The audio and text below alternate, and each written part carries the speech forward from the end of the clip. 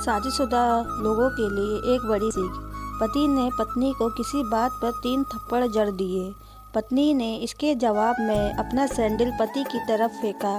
Sandal का एक सिरा पति के सिर को छूता हुआ निकल गया। मामला रफा दफा भी हो जाता, लेकिन पति ने इसे अपनी तौहीन समझी। रिश्तेदारों ने मामला और पेचीदा बना दिया। न सिर्फ पेचीदा बल्कि संगीन। सब रिश्तेदारों ने इसे खानदान की नाक काटना कहा। यह भी कहा कि पति को सैंडल मारने वाली औरत ना वफादार होती है ना पतिव्रता।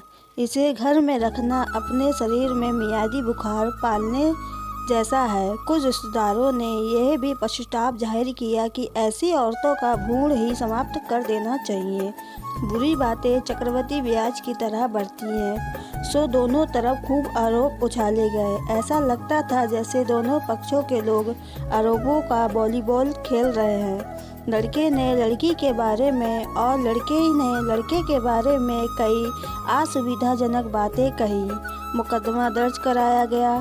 पति ने पत्नी की चरित्रहीनता का तो पत्नी ने दहेज उत्पीड़न का मामला दर्ज कराया। 6 साल तक शादीशुदा जीवन बिताने और बच्ची के माता पिता होने के बाद आज दोनों में तलाक हो गया। पति पत्नी के हाथ में तलाक के कागजों के प्रति दोनों चुप थे, दोनों शांत, दोनों निर्विकार। मुकदमा 2 साल तक चला था। 2 साल से पत्नी अलग रह रही थी और पति अलग। मुकदमे की सुनवाई पर दोनों को आना होता। दोनों एक दूसरे को देखते ही जल उठते, दोनों गुस्से में तपने लगते, दोनों में बदले की भावना का आवेश होता। दोनों के साथ रिश्तेदार होते जिनकी हमदर्दियों में जरा जरा विस्फोट पदार्थ भी छुपा होता। लेकिन कुछ महीने पहले जब पति पत्नी कोर्ट में दाखिल होते थे, एक दूसरे को देखकर मुंह फेर लेते, जैसे जानबूझकर एक दूसरे की उपेक्षा कर रहे हो। वकील और रिश्तेदार दोनों के साथ होते।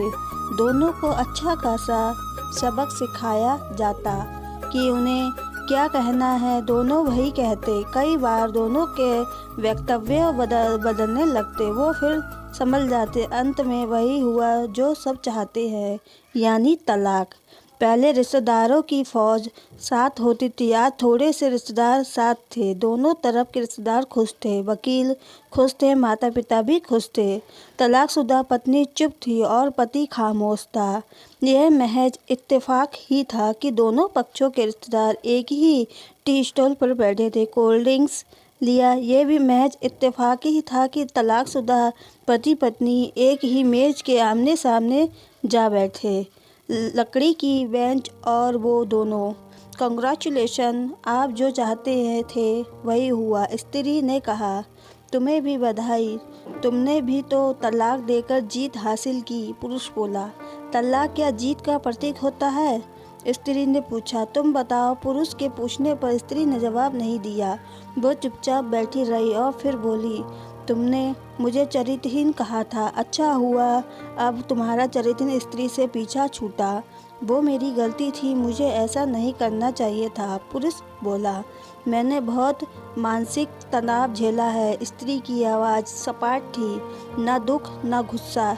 जानता हूँ पुरुष इसी हथियार से स्त्री पर वार करता है, जो स्त्री के मन और आत्मा को लहूलुहान कर देता है। तुम बहुत अच्छी हो, मुझे तुम्हारे बारे में ऐसा गंदी बात नहीं करनी चाहिए थी। मुझे बेहद अफसोस है, पुरुष ने कहा। स्त्री चुप रही। उसने एक बार पुरुष को देखा।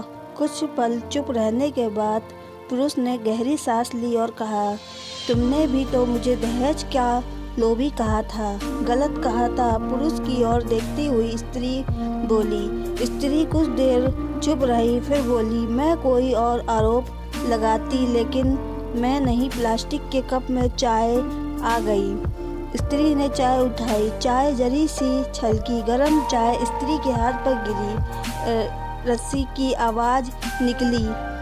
पुरुष के गले में उसी क्षण ओह की आवाज़ निकली। स्त्री ने पुरुष को देखा। पुरुष स्त्री को देखे जा रहा था। तुम्हारा कमर दर्द कैसा है? पति ने पूछा। ऐसा ही है, कभी बॉबरन तो कभी कॉम्बिफ्लेम। स्त्री ने बात खत्म करनी चाहिए। तुम एक्सरसाइज भी तो नहीं करती, पुरुष ने कहा। तो स्त्री फीकी हंसी हंस के दी। तुम्हारे अस्थमा की क्या कंडीशन है? फिर अटैक तो नहीं पड़े? स्त्री ने पूछा। अस्थमा? डॉक्टर सूरी ने स्ट्रेन मेटल स्ट्रेस कम करने को कहा है, पुरुष ने जानकारी दी। स्त्री ने पुरुष को देखा, देखती रही एकाएक, जैसे पुरुष के चेहरे पर छपे तनाव को पढ़ रही हो। इनहेलर तो लेते रहते हो ना? स्त्री ने पुरुष के चेहरे से नजरें हटाई और पूछा। हाँ, लेता रहता हूँ, आज लाना याद नहीं रहा, पुरुष ने कहा। तभी आज तुम्हारी सांस उखड़ी उखड़ी सी है, स्त्री ने हमदर्द लहजे में कहा। हाँ, कुछ इस वजह से और कुछ, पुरुष कहते कहते रुक गया। कुछ तनाव के कारण, स्त्री ने बात की। पुरुष कुछ सोचता रहा, फिर बोला। तुम्हें 4 लाख रुपए देने हैं और 6,000 रुपये महीना भी। हाँ, फिर स्त्री ने पूछा। वसुंधरा में फ्लैट है, तुम्हें तो पता है कि मैं उसे तुम्हारे नाम कर देता हूँ। 4 लाख रुपए फिलहाल मेरे पास नहीं है, पुरुष ने अपने मन की बात कही। वसुंधरा वाले फ्लैट की कीमत तो 20 लाख रुपए होगी, मुझे सिर्फ 4 लाख रुपए चाहिए, स्त्री ने स्पष्ट किया। बिटिया बड़ी होगी सो खर्च होते हैं, पुरुष ने कहा। वो तो तुम 6,000 रुपये महीना देते रहोगे, स्त्री बोली। हाँ, जरूर दूंगा, पुरुष ने उत्तर दिया। 4 लाख अगर तुम पास नहीं है तो मुझे मत देना, स्त्री ने कहा। उसके स्वर में पुराने संबंधों की गर्द थी। पुरुष उसका चेहरा देखता रहा। कितनी सहदस्य और कितनी सुंदर लग रही थी सामने बैठी स्त्री, जो कभी उसकी पत्नी हुआ करती थी। स्त्री पुरुष को देख रही थी और सोच रही थी, कितना सरल स्वभाव का ये पुरुष, जो कभी उसका पति हुआ करता था, कितना प्यार करता था उससे। एक बार जब वह गंगा स्नान कर रही थी तो उसके हाथ में जंजीर छूट गई। फिर पागलों की तरह वह बचाने चला आया था। उसे खुद तैरना नहीं आता था। लाट साहब को मुझे बचाने की कोशिश कर रहा था। कितना अच्छा है, मैं ही खोज निकालती रही।